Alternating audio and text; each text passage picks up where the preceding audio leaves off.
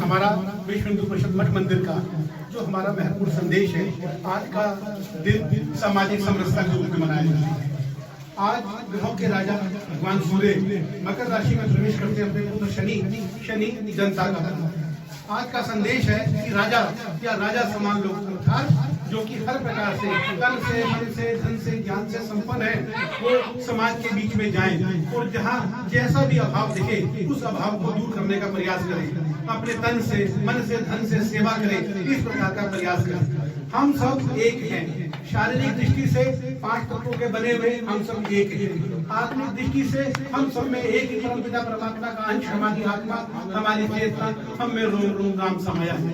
केवल मानसिक भेद, हमारे सोचने विचारने में अंतर है। इसी के लिए वेद पुराण शास्त्र हमारे जो है, हमारा सत्संग, हमारे ऋषि मुनि बताते हैं हमारे को कि यदि हम उनका अध्ययन करेंगे और सत्संग में जाएंगे तो हमारे मन से हर प्रकार की भय भ्रम भ्रांति मिटेगी, अज्ञान का अंधकार मिटेगा और आज का दिन प्रकाश का दिन है। मैं एक बात कहना चाहता हूँ, समाज में जाति व्यवस्था को बहुत कुछ लेकर कहा जाता है कि हमारे यहाँ 4 वर्ण हैं, शूद्र, वैश्य, क्षत्रिय और ब्राह्मण। जन्म से हम सब शूद्र हैं। शूद्र अर्थात शिशु अवस्था। हमारे शरीर की 4 अवस्थाएं हैं, शिशु अवस्था, युवा अवस्था, प्रौढ़ अवस्था और वृद्धावस्था।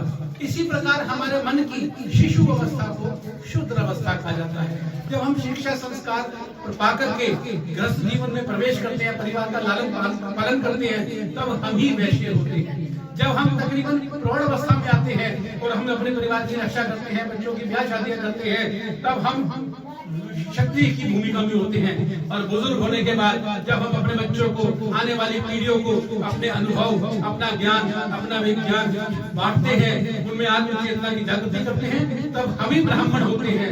संसार का हर मनुष्य इन 4 वर्णों को, 4 पड़ावों को पार करके ही आगे बढ़ता है। इन 4 पड़ावों में भी सबसे मुख्य पड़ाव जो है वो शुद्ध अवस्था है। शुद्ध का अर्थ है जैसे कोरी सलेट, उस पर शिक्षा से वैश्य लिखा जाता है। और जब हम समाज में न्याय स्थापित करते हैं, समाज की रक्षा करते हैं, तो उस पर क्षत्रिय लिखा जाता है। और जब हम समाज में ज्ञान विज्ञान का जब तक आध्यात्मिक ऊर्जा जगाते हैं, तब उस पर ब्राह्मण लिखा जाता है। ध्यान रखें, वैश्य में दान का, क्षत्रिय में राजसत्ता मान का और ब्राह्मण में ज्ञान का, अहंकार होने की संभावना है। इसीलिए उनका पथ भ्रष्ट होना भी स्वाभाविक हो जाता है।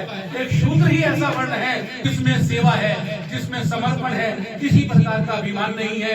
बताते हैं कि भगवान कृष्ण जब धरती पे आए थे तो उन्होंने ज्ञानियों को दान मार्ग दिया, ज्ञानियों को ज्ञान मार्ग दिया, और जो राजसत्ता वाले थे उनको न्याय का मार्ग दिया। लेकिन जो गोपियां थी, जिनके मन की बिल्कुल शिशु अवस्था थी, शूद्र अवस्था थी, वो उनको उसी हाल में अपने साथ अपने परम धाम लेने गए। मैं घोषणा करता हूँ, मैं पैदाइशी मैंने वैश्य का भी धर्म निभाया, अपने बच्चों का लालन पालन किया, समाज के लिए सेवा की। मैं क्षत्रिय के रूप में भी समाज में चेतना जगाता हूँ। मैं ब्राह्मण के रूप में भी ज्ञान बांटने की कोशिश करता हूँ। मैं परमात्मा से प्रार्थना करता हूँ कि मैं मन से सदा शुद्ध ही रहूं, ताकि मैं तेरी कृपा का पात्र बन सकूं। इन्हीं सभी के साथ आप सबको शुभकामनाएं। जय श्री राम।